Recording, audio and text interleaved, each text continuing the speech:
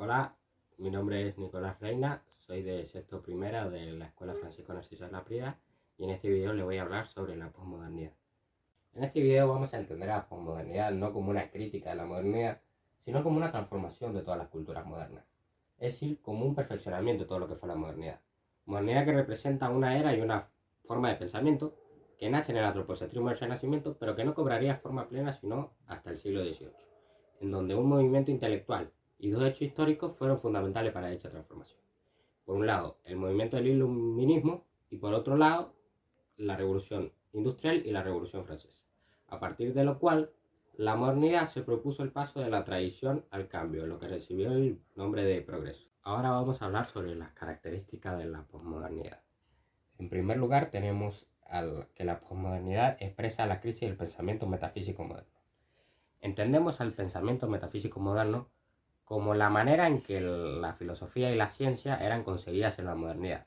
Esta crisis comienza cuando la ciencia y la filosofía se dan cuenta que no son ni infalibles ni universales y su déficit para hallar una verdad única. La posmodernidad lo que hace es visibilizar este quiebre.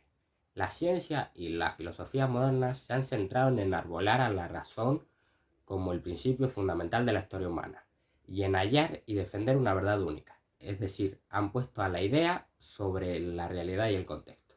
En segundo lugar, la posmodernidad deslegitima los metarrelatos modernos. Ciencia y filosofía, verdad y razón, orden y progreso son algunos de los metarrelatos fundamentales de la modernidad. Todos ellos han sido concebidos como principios civilizatorios universales y universalizantes, como lo hubiera sido la religión. La delegitimización de los metarrelatos modernos es consecuencia de varias fisuras, de las cuales solo nombramos tres. En primer lugar, pretender dar sentido a la vida social en base a principios abstractos, como pueden ser el progreso, la razón o el conocimiento. En segundo lugar, someter a los individuos a dicho proyecto social, negando las subjetividades y las diversidades. Y por último, el ponerse de espaldas al modo en que la aparición de la técnica y la tecnología han dinamitado dichas abstracciones. En tercer lugar, la posmodernidad reconoce que existen diferentes modos de saber. Para la posmodernidad, el saber no es simplemente científico o filosófico. Si algo ha evidenciado la nueva forma de vivir es que también existe el saber vivir, el saber oír o el saber hacer. Además, para la posmodernidad adquiere gran importancia las formas de decir y la aparición del saber como información. Por todo ello, no solo para los intelectuales de la posmodernidad, sino también para los hijos de la era posmoderna, adquiere gran importancia los modos de decir y significar. En cuarto lugar, tenemos que la posmodernidad rechaza la linealidad histórica y relativiza el progreso. El paradigma de progreso es el gran metarrelato de la modernidad. Para la mentalidad moderna, el progreso correspondía a una visión lineal y evolutiva del tiempo, cuyo logro sería posible en base a tres principios fundamentales. En primer lugar, el dominio de la razón. En segundo lugar, el desarrollo tecnológico industrial. Y en tercer lugar, la consolidación del Estado nacional moderno, es decir, la república. La posmodernidad, en cambio, acepta que la historia no está orientada a un fin último, sino que es compleja y que está falta de un metarrelato que la oriente. En quinto lugar, la posmodernidad promueve la diferenciación subjetiva y diversidad. Si la razón y la verdad absoluta se relativizan, la posmodernidad comprende que existe una diferenciación subjetiva y una diversidad. Los miembros de la sociedad buscan distinguirse y diversificarse del gran conjunto. Además, el sentido viene conferido por la búsqueda del individuo, pero estas búsquedas no han sido capaces de articular un nuevo metarrelato para las sociedades postindustriales. Los posmodernos acusan este cambio como una crisis histórica. En sexto lugar, tenemos que la posmodernidad reflexiona sobre su contexto y visibiliza responsabilidades. Algunos defensores del pensamiento posmoderno sostienen que la posmodernidad reflexiona sobre hechos concretos, sus consecuencias y la responsabilidad de los actores sociales, lo que implica la construcción de una ética.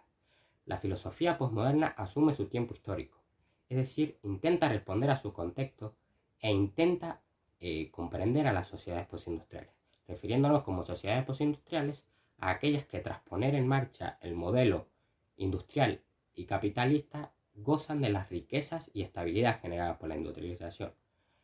En la posmodernidad pone en evidencia que el capitalismo ha propiciado por una parte la individualización de los sujetos y por la otra parte ha cambiado la valoración del saber, cuyo fin es su mercantilización.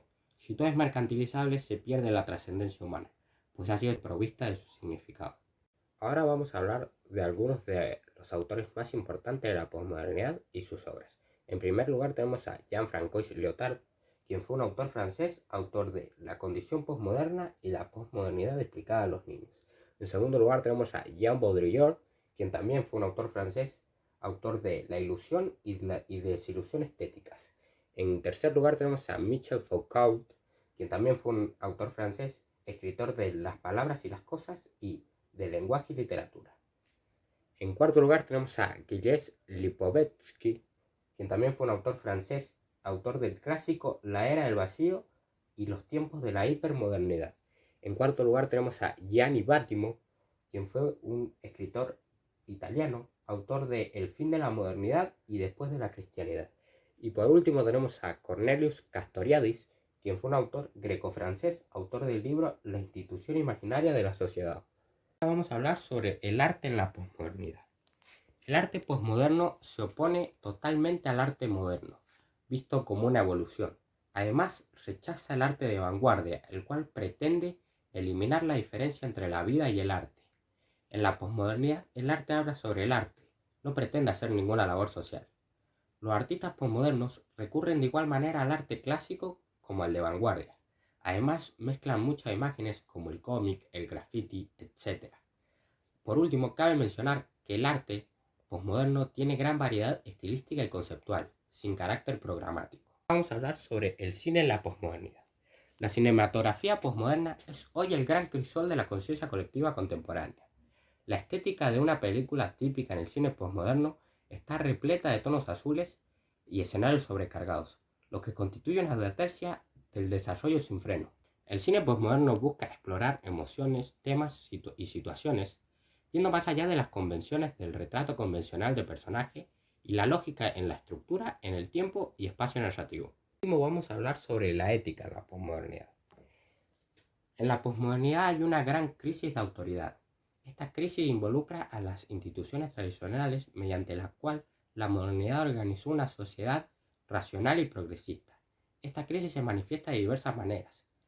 La adoración a la juventud y el consentimiento de sus caprichos, el dinero como símbolo de éxito y felicidad, y una economía en donde ser es comparar, consumir, usar y tirar. En otras palabras, la imagen domina la realidad. En nuestra sociedad posmoderna hemos perdido el amor por la verdad. Esto fue todo, espero les haya gustado, espero que se encuentre muy bien y les mando un saludo.